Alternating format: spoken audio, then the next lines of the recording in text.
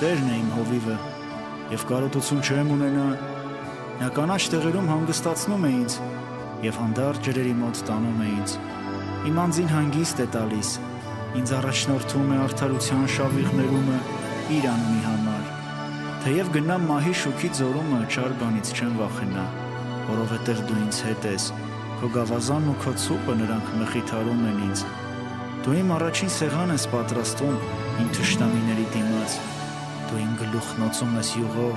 իմ բաժակը խիստ լիքն է, հենց բարիք և ողորմություն կգան իմ հետևից իմ կյանքի բոլոր օրերումը, և Տիրոջ տանը կբնակվեմ շատ երկար ժամանակ։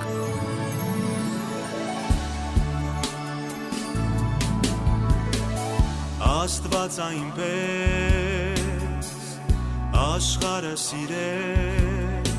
որ իր միածին որդուն տվեց, մեզ համար զոհեց, որ մենք չկորչենք, ապրենք դրա հետ կյանքով,